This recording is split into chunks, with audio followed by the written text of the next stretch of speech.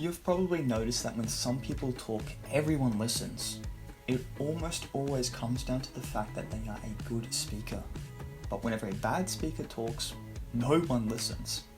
And it doesn't take a genius to realize this. So what on earth is the difference between a good speaker and a bad speaker?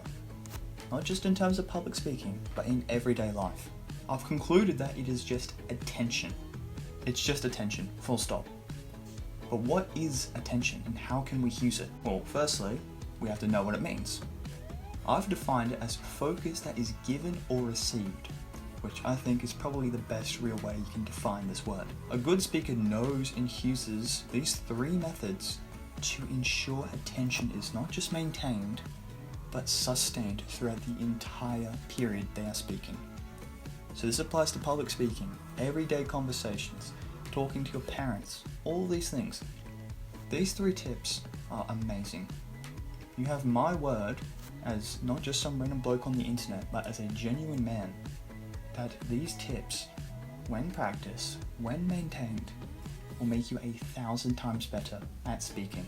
I went from a horrific speaker. I couldn't maintain any audiences, any crowds for longer than 20 seconds. In just 3-5 months of practicing, I became a sensational speaker.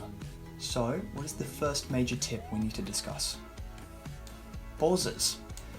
It may seem counterintuitive, but it works for such a great reason. Pauses are double value, right? They're not just good for me, not just good for you, they're good for both of us simultaneously.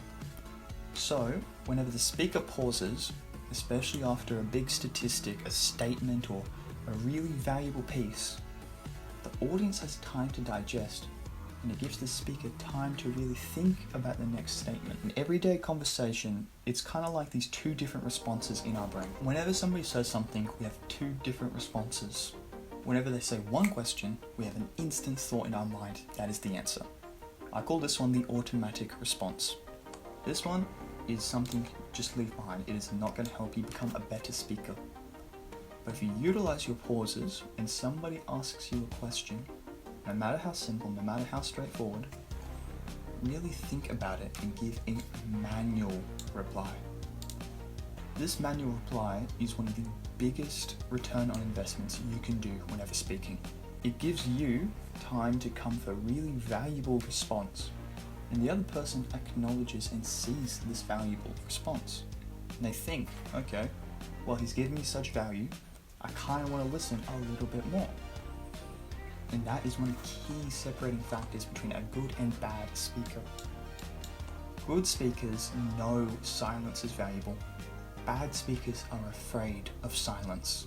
They also use suspense, which is worth its weight in gold. So, like I said with that question, if you just wait slightly longer than you initially thought, it creates this suspense, it creates this drama behind it. And suspense is one of the most valuable things, not just in terms of theatre, but in terms of everyday conversation.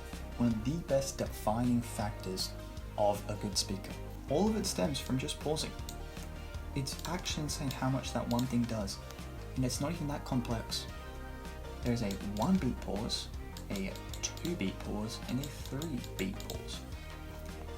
Don't really need more, don't really need less. These are like the golden principle of pauses. For a quick little one-off remark, one pause and you say the thing. For something a little bit more serious, like a statistic, you might want to use 2. But if it's a really good statement that is separating and leading into a new idea, then you're going to use 3. So it's literally just count your head. 1, 2, 3. And then say.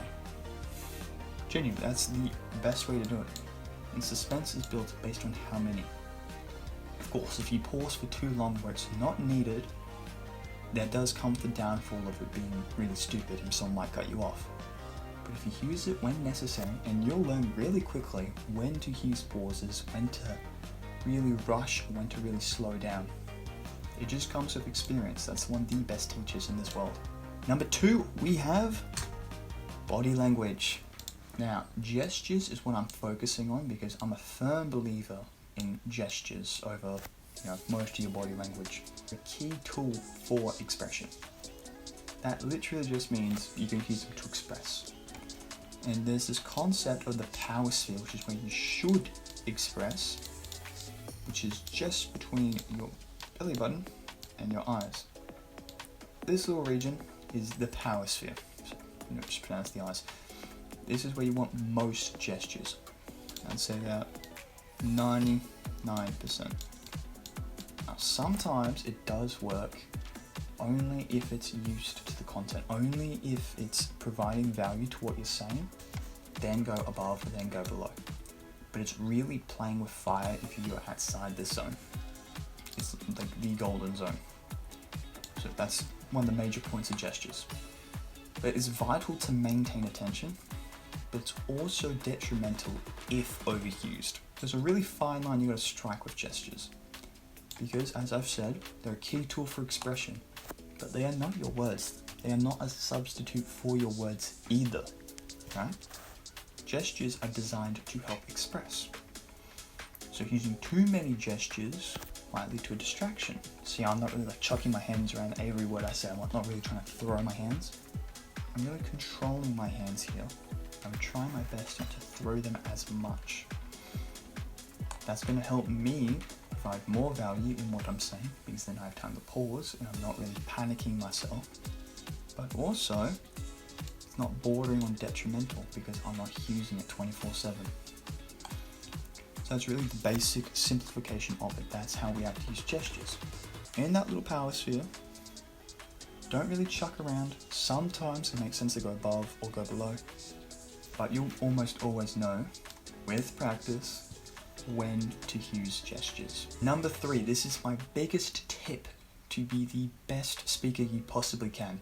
I have noticed the most amount of difference in conversations in terms of value I've given people with this one tip, which is, without further ado, inflections. I've tried really hard for inflections, and trust me, I know there's a difference when you use and you don't use inflections. Such a big difference. It's like all the other little principles here, but 1,000 times better. Like, it can really make or break what you're saying. So the same as gestures, they convey emotion. By the way, inflections are just going up and down with your voice.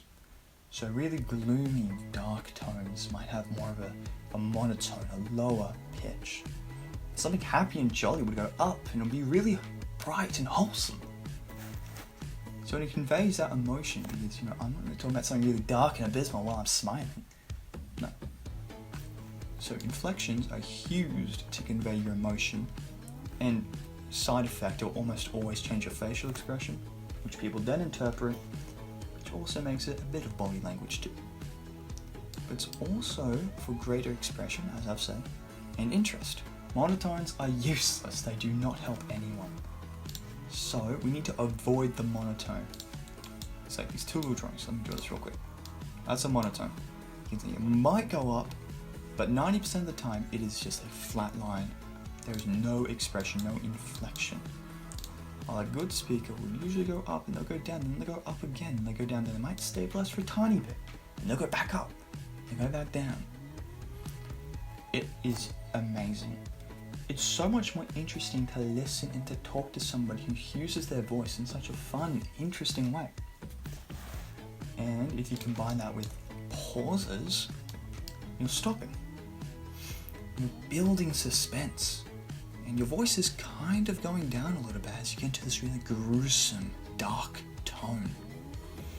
You can see how my emotion is being conveyed more powerfully. But then something really great happens.